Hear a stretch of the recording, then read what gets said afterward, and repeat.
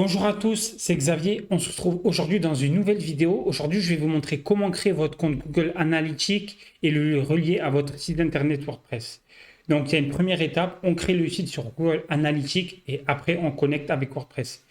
Donc, quand vous allez écrire Google Analytics, donc généralement, vous l'avez quand vous êtes là, vous voyez, hop, vous voyez, vous l'avez là.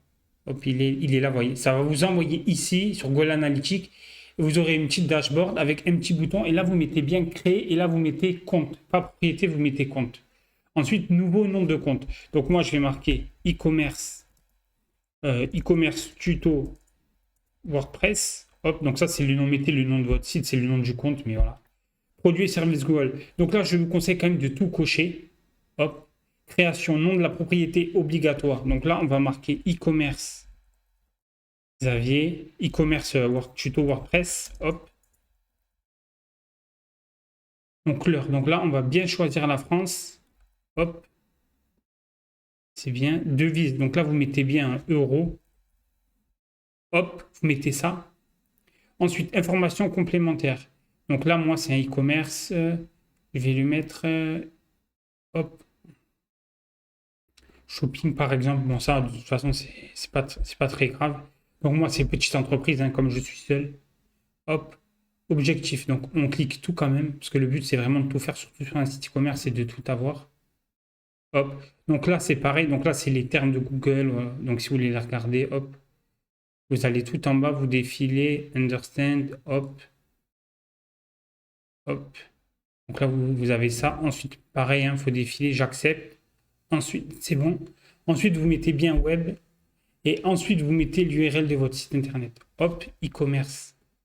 Hop, ça c'est bon. Et là, j'ai marqué tuto WordPress. Hop. On fait suivant. Donc ça charge. Hop. Configurer la balise. Installer avec WordPress. Donc là, on peut l'installer comme ça. Mais moi, je vais vous montrer comment on l'installe via le dashboard de WordPress. Ce sera un peu plus simple. Donc maintenant, on va dans notre site WordPress. C'est assez simple, honnêtement. Hop. Et là, vous allez dans extension, comme d'habitude. Ajouter une extension. Google Site Kit. Hop. Donc voilà, là, c'est le premier. Hein, c'est le... Mais activer. Hop. Ça, c'est vraiment bien, honnêtement. Analytique, vous êtes obligé de l'avoir hein, si vous avez un site e-commerce. Hop. Donc là, on clique sur configurer. Donc vous l'aurez sur le côté, comme d'habitude. Vous voyez, vous l'avez tout en haut. Là, obtenez des informations sur les visiteurs associant Google Analytics lors de votre configuration. Se connecter avec Google. Hop. Donc là, je vais me connecter moi. Continuer, hop. Continuer, hop. Confirmer la propriété, hop. Autoriser les métriques. Configurer.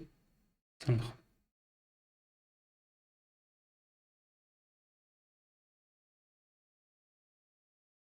ça charge un peu.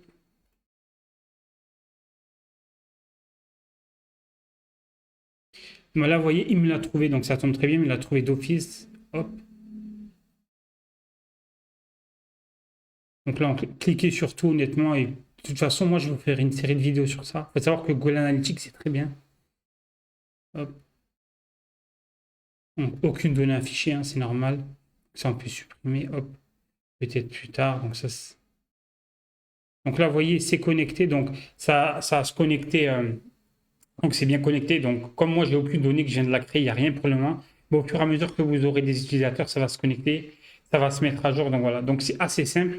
Honnêtement, Google Analytics, c'est très bien. Honnêtement, c'est obligatoire de le mettre sur votre site internet. Donc, vous n'êtes pas obligé. Il y a d'autres outils qui l'utilisent. Il y a d'autres concurrents de Google. Mais honnêtement, Google Analytics, c'est le meilleur outil. Et après, attention, il ne faut aussi surtout pas confondre avec la Google Search Console. La Google Search Console, c'est autre chose. Je vous ferai aussi une vidéo sur ça. Mais de toute façon, comme je dois faire une vidéo par jour pendant un an, je ferai une série sur Google Search Console et sur Google Analytics parce qu'il y a pas mal de choses à faire et c'est vraiment bien. Donc voilà. Donc la vidéo est déjà terminée. J'espère que ça vous a été très utile. Je vous invite à vous abonner si vous avez aimé le contenu. J'espère que vous allez en apprendre de plus en plus. Et je vous retrouve demain pour la nouvelle vidéo.